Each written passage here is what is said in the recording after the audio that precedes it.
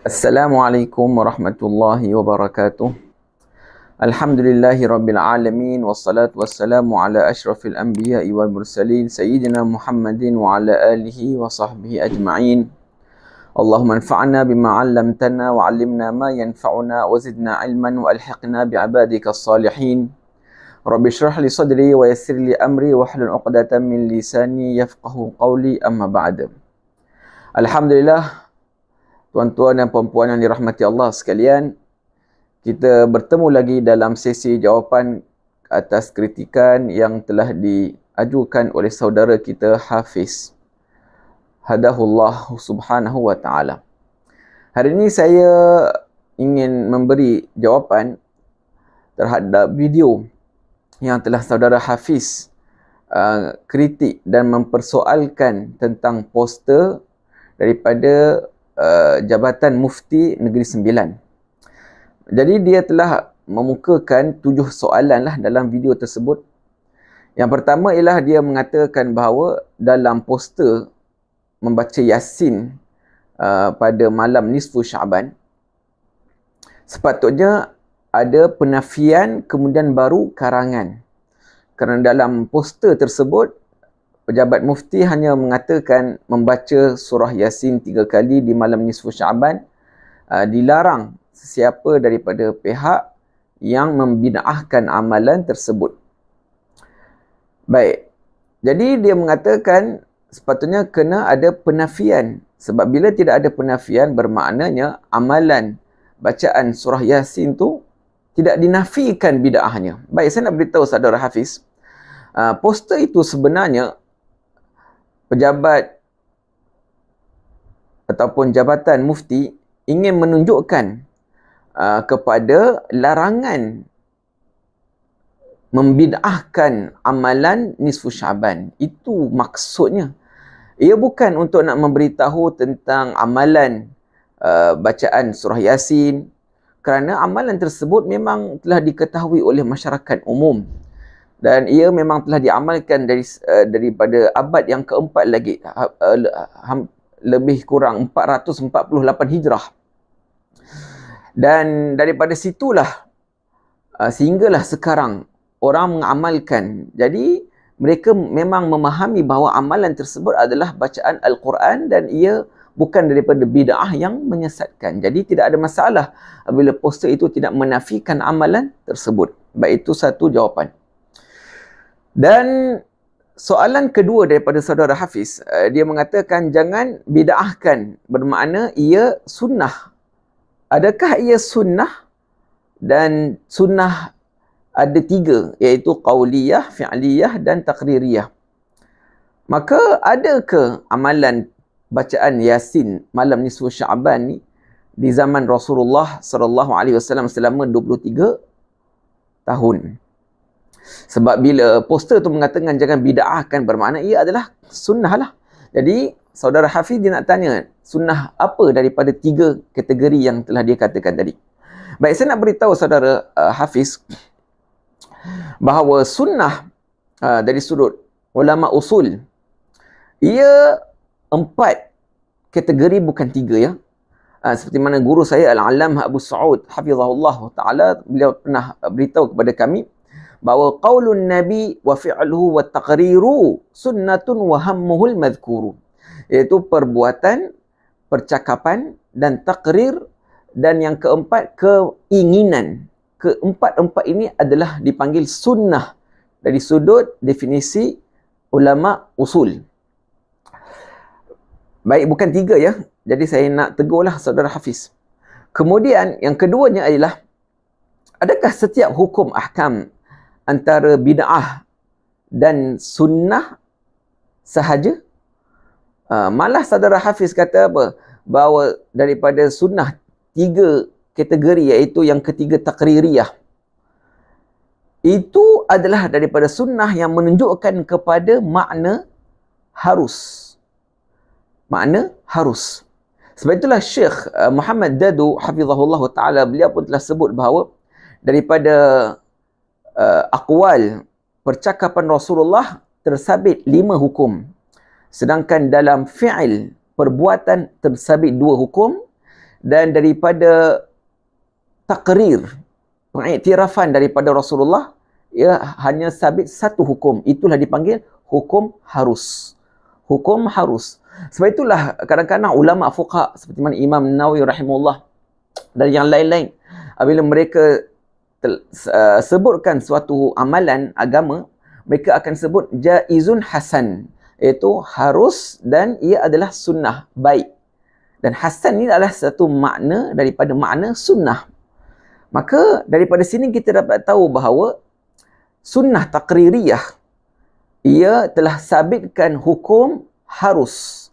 Maka jawapan yang saya nak berikan kepada saudara Hafiz, amalan bacaan Yasin 3 kali malam nisfu Sya'ban adalah harus dan daripada kategori takrir sunnah Nabi Muhammad sallallahu alaihi wasallam. Baik.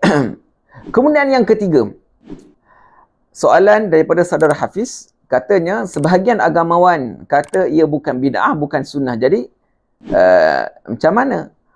Sedangkan kita nak sunnah syar'iyah, dan beliau pun telah nukilkan hadis Nabi SAW bersabda, man amila amalan laysa alaihi amruna fahuwa raddun.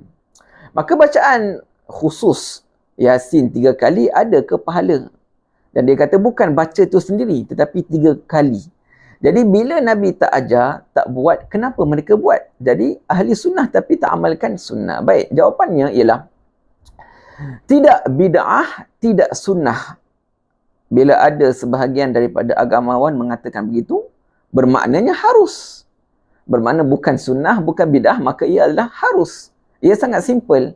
Jadi tak perlu untuk nak dimanipulasikan keadaan. Dan dari sudut sunnah takririyah yang telah saya fahamkan tadi, maka telah wujud hukum harus. Bermakna selagi ia tidak bercanggah pada usul syariat, maka adalah harus. Oleh itu dalam hadis riwayat Bukhari dan Muslim daripada Khubayb ibn Adi radhiyallahu anhu, bahawa sahabat telah meriwayatkan, dan akhirnya dalam riwayat tersebut telah dikatakan fakana awwalu man sannal rak'atain indal qatl.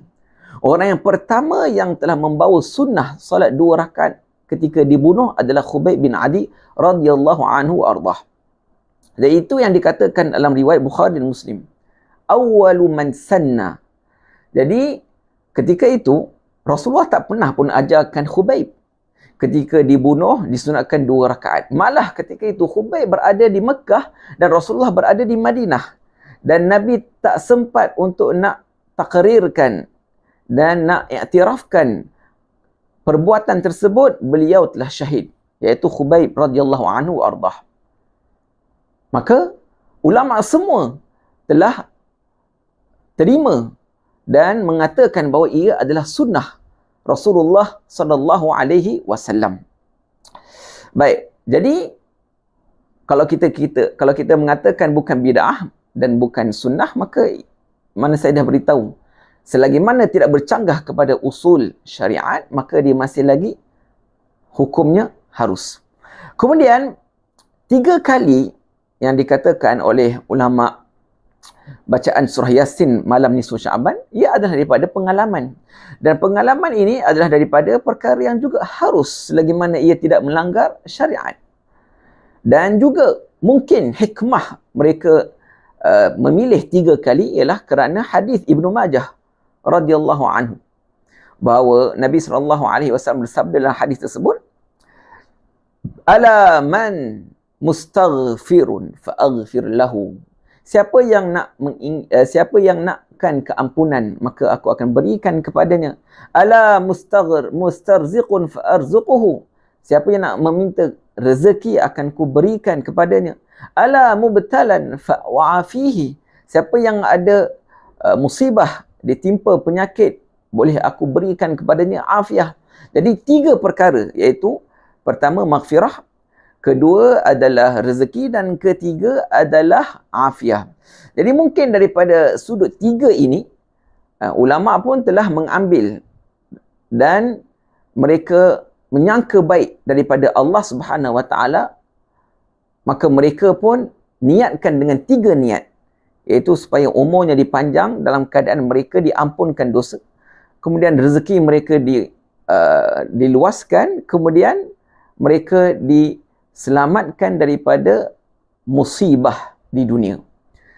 Dan asalnya semua ini 3 kali ataupun niat yang mereka niatkan 3 kali kembali kepada hadis yang sahih yang telah diriwayatkan oleh Imam Bukhari, iaitu innamal a'malu binniyat wa innamal likulli imri'in ma nawa. Jadi sesiapa saja yang telah pasang niat, maka dia akan dapat apa yang telah dia niatkan. Baik, soalan yang keempat, saudara Hafiz kata, bid'ah ada 2, iaitu haqiqiyah dan kedua adalah idhafiyah. Jadi dia kata yang hakikiyah tu memang secara hakikat lah. Dia bukan daripada Quran dan Sunnah, memang bercanggah daripada usul syariat. Dan yang kedua dari sudut satu persepsi memang ada dalil dan dari sudut yang lain tidak ada. Ini dipanggil apa? Idhafiyah. Dan sebenarnya ini adalah daripada pecahan Imam Abu Qasim Asy-Syatibi rahimahullah daripada ulama tasawuf, ulama usul, ulama Malikiyah. Tetapi beliau ada pendapat-pendapat tersendiri yang bercanggah dengan ulama jumhur. Jadi ini adalah pecahan beliau. Sedangkan sebenarnya bid'ah 2 jenis itu adalah mazmumah dan mahmudah. Yang baik dan yang tidak baik, dan itulah yang telah diasaskan oleh Imam Syafi'i. Beliau adalah ulama as-salaf berbanding dengan Imam Syatibi. Hanya pada abad yang ke-7, hampir 8, iaitu 790 Hijrah beliau wafat. Dan yang telah mengikuti pandangan Imam Syafi'i bahawa bid'ah ada yang baik dan bid'ah ada yang buruk, Izzuddin Ibn Abdul Salam, dan beliau lebih awal daripada Imam Syatibi, 577 Hijrah sehingga 660 Hijrah wafat beliau Izzuddin Ibn Abdul Salam. Dan juga ramai daripada ulama-ulama yang telah mengikut Imam Al-Syafi'i. Sebab itulah Izzuddin telah mengatakan dalam kitabnya Al-Qawaid bahawa bid'ah ada 5. Seperti mana hukum ahkam syariat ada 5. Dan juga Imam Nawawi, Imam Ibn Hajar, Imam Sakhawi, Imam Suyuti, Imam Qarrafi, dan juga Imam Al-Alusi rahimahullah, Imam San'ani, dan lebih kurang 140 ulama. Syekh Usama Al-Azhari, beliau ada kumpulkan nama-nama ulama yang saya sebutkan tadi dalam kitabnya. Jadi mereka semua telah bahagikan bid'ah kepada 5. Jadi itulah ulama jumhur dan itulah pandangan yang mu'tabar. Itulah pandangan ulama jumhur. Berbeza dengan pecahan Imam Syatibi. Sebab beliau sendiri bila datangnya bid'ah wajib, contoh yang saya katakan bid'ah 5 daripadanya bid'ah wajib, maka Imam Syatibi dia tak kata bid'ah wajib, tetapi beliau mengatakan maslahah mursalah, iaitu daripada kemaslahatan. Jadi sebenarnya kemaslahatan tu adalah dipanggil bid'ah wajibah. Cumanya istilahnya berbeza. Bermaknanya Imam Syatibi pun dia mengikut daripada pembahagian yang telah ulama dahulu telah bahagikan. Baik.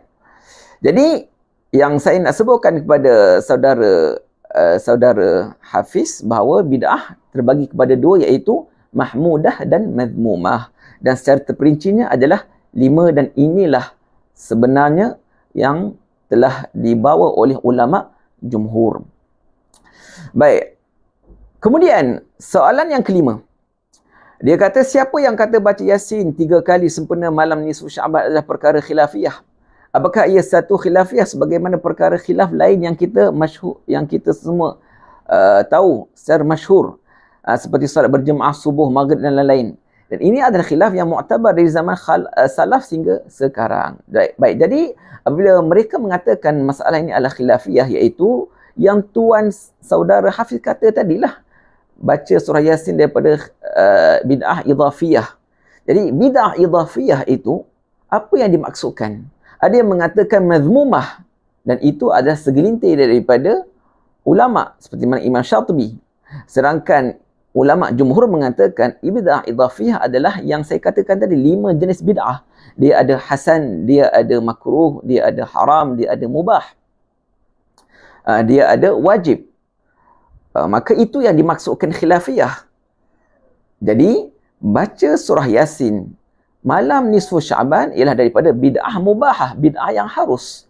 Itu yang dimaksudkan. Adakah bid'ah idhafiyah ni boleh diterima daripada syariat ataupun tidak? Jadi, perkara yang khilaf, kita tidak boleh mewajibkan seorang untuk berpegang kepada satu pandangan. Jadi, Syatibi kata dua jenis. Bermakna beliau seolah nak mengatakan bid'ah hanya madmumah sahaja. Sedangkan ulama jumhur mengatakan tidak. Dalilnya ialah Sayyidina Umar radhiyallahu anhu mengatakan ni'matul bid'atu hadha, ni'matil bid'atu hadhihi. Yang telah dinukilkan oleh Imam Baihaqi dalam Manaqib Syafi'i. Jadi bid'ah memang ada yang hasan, ada yang mubah dan sebagainya. Baik. Kemudian dalam hadis riwayat Bukhari juga daripada Abdullah bin Umar bahawa Nabi SAW akan datang ke Quba rakiban wa masyiya.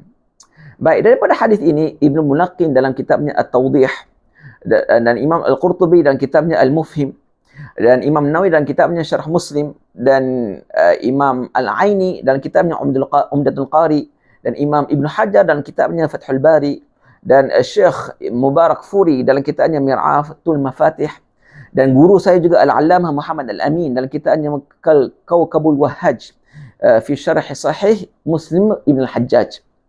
Mereka semua mengatakan bahawa daripada hadis Ibnu Umar tadi bahawasanya untuk mengkhususkan sesuatu hari dan dengan amalan yang khusus dan berterusan dengannya adalah suatu perkara yang harus. Sangat jelas. Siapa yang kata?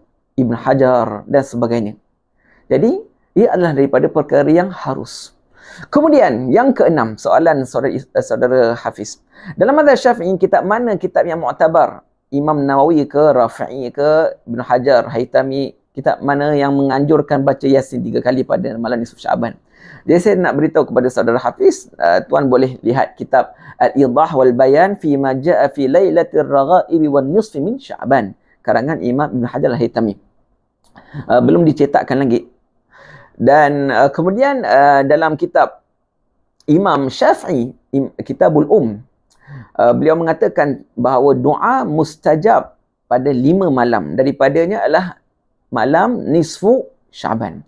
Jadi beliau mengatakan bahawa astahibbu kullu ma hukiyat fi hadhihi layali min ghairi an yakuna fardha.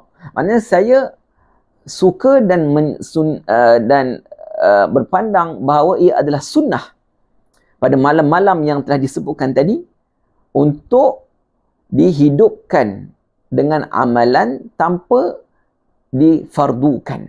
Jadi Imam Nawawi dalam kitabnya Al-Majmu' beliau jelaskan perkataan Imam Syafi'i ini. Beliau mengatakan bahawa Imam Syafi'i dan juga ashabu Syafi'iyah, iaitu ulama Syafi'i, mereka memandang bahawa menghidupkan 5 malam daripadanya malam nisfu Sya'ban, ia adalah perkara sunnah. Sedangkan hadis yang tersabit tentang menghidupkan malam-malam 5 tadi adalah hadis yang dhaif, tetapi mereka mengamalkan dari sudut fadailul a'mal. Maka ada dalam kitab Syafi'i, kitab Imam Nawawi rahimahullahu ta'ala. Dan kalau orang kata habis tu mana 3 kali tadi? 3 kali. Maka saya nak beritahu saudara Hafiz dan semua penonton bahawa itu secara umum. Dan bacaan surah Yasin sebanyak mana kita baca, sebanyak itulah pahala yang kita akan dapat. Bukan Yasin saja, semua surah, semua Al-Quran. Satu huruf Allah akan berikan satu hasanah. Maka kalau dibacakan 2 kali ganda, maka 2 kali ganda. Jadi, dan kitab-kitab yang lain yang saya dah sebut sebelum ni, 7 kitab. Umdatul Qari, Fathul Bari dan sebagainya lah. Baik, kemudian soalan yang ke-7. Dia kata, kenapa surah Yasin kalau nak hidupkan malam nisfu Sya'ban? Kenapa surah Yasin? Yang sahih, surah yang terbaik adalah surah Al-Fatihah. Baik, saya nak beritahu. Surah Yasin kerana ia adalah hati Al-Quran, seperti mana yang telah diriwayatkan oleh Imam Ahmad. Dan dalamnya ada syarat-syarat iman, membenarkan Allah, iaitu beriman kepada nasyar, hari perhimpunan, dan hasyar, hari kebangkitan manusia. Dan dalam surah Yasin memang Allah perincikan tentang hasyar dan nasyar ini. Dan iman memang terkait dengan perkara ini, perkara yang gaib. Jadi apabila perkara yang gaib terkait dengan hati, oleh itu Al-Quran dipanggil, surah Yasin dipanggil hati Al-Quran, kerana dia terkait dengan ibadat hati, supaya manusia dapat mengambil iktibar dan memikir bagaimana hari kiamat dia nanti ketika dia dibangkitkan oleh Allah Subhanahu wa taala.